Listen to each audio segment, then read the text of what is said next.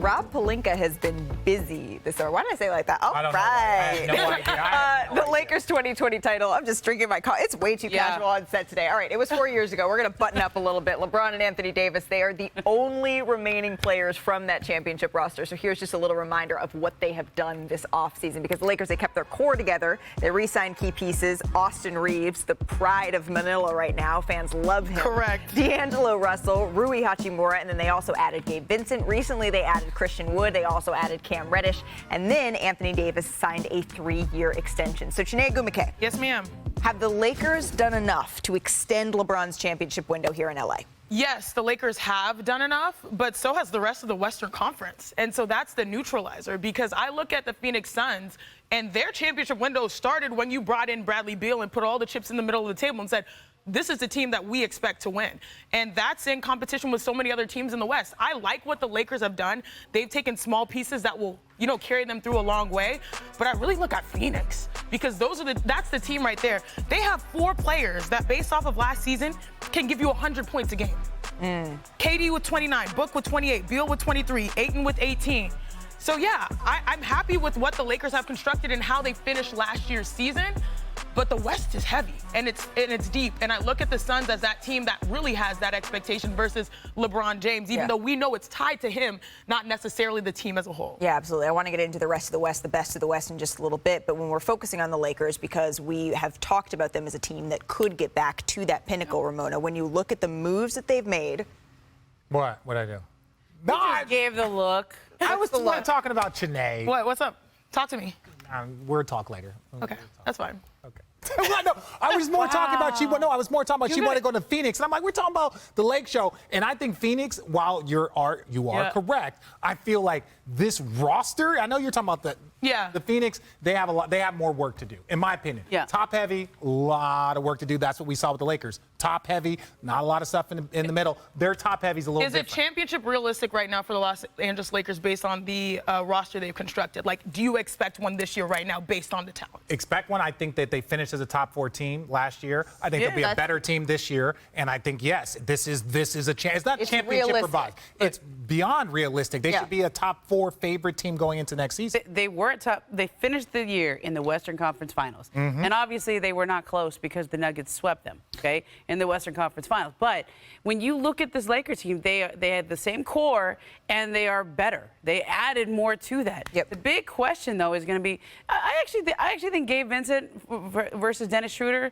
Like, Dennis Schroeder was a really good contributor for them last year, and I think they will miss him. I think we'll miss his spirit. Gabe Vincent's a good add there. That's the replacement, obviously. That's the biggest change I see. But Austin Reeves has taken a step forward. And, Richard, you played on the team that won, right? What does LeBron need? That secondary playmaker. He is developing into that secondary playmaker in the way that all great LeBron James teams have. You need it, and that was the thing. You saw it late in the postseason where LeBron's off the ball and Austin Reeves is going to work. You've seen it with USA Basketball where Austin Reeves is a great glue guy, filling in the gaps. To your point, I 100% agree with you. When I look at the Lake Show, I look at the one thing, I like the Christian Wood signing because of offense, you need more shooting. I still think that you need a defensive big. You saw what Jokic did. You would prefer to have a defensive big on Jokic than have Anthony Davis play the free. We've already talked about how much we like to play the Jackson Hayes, right? Jackson Hayes, yes. I just like defensive bigs because you're going to need a lot of bodies. Embiid, Giannis. If you're talking about winning a championship. I can't say they're the favorites because we all saw what the Denver Nuggets did. No. I do think that they can make it and they can win if the situation is perfect. And then there are also teams with great expectations like the Suns. So I can't sit here and say, like, oh, yes, it's the Lakers that are expected to win when we've seen exactly who they're up against. Well, my only thing is that we also are looking at the Lakers improving and Austin Reeves making jumps, Rui making jumps because they made jump from last year.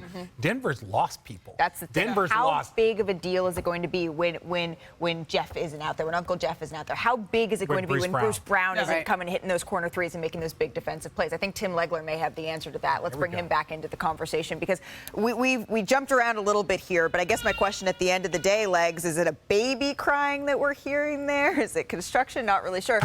It is. That's my boy. Yeah, that's my boy. He's got a few things to add to it, too. Oh, yeah. He's got a few things to add. We want to hear his perspective. We absolutely do. But I also want to hear yours on who had the best NBA offseason. I think the Lakers did. And I think, look, here's what it comes down to. They are in the discussion. They're relevant in terms of contenders in the Western Conference. And I don't think going into the season, we've said that the last few years, not realistically. I mean, they kind of reinvented their team a year ago at the All-Star break, and then they made that run to the conference finals. It surprised a lot of people.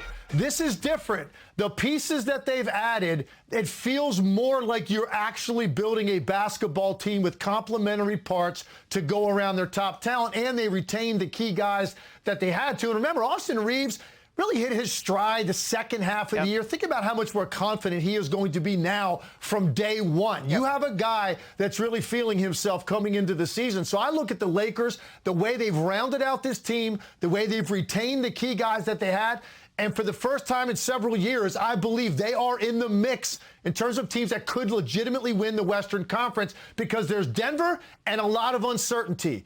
And the Lakers are a team now that can kind of grab that void in the West while some of these teams are trying to figure out who they are. Grab that void. I like that, because the Warriors, they added talent. There's a lot of questions on fit. The Suns, they added talent. There's a lot of questions on fit and depth, and we're going to see how all of it shakes out. Zach Lowe said that this has been, it's not been James Harden, it has not been Damian Lillard. This has been the single biggest storyline of the last couple of weeks while the show was away, because nearly 2.5 years after signing a 5-year, $228 million supermax extension, Giannis is eligible to tack on an additional 2 or 3 years starting on September 22nd. So we've been talking about a whole lot of moves that could be made. Here's what he said in a recent interview with the New York Times. He said, quote, "There will never be hard feelings with the Milwaukee Bucks. The real question's not going to be this year. Numbers-wise, it doesn't make sense. By the way, it absolutely doesn't. It would make zero sense if he signed this year. But next year, it would make much more sense for both parties. Even then, this is the crux of it. I don't know.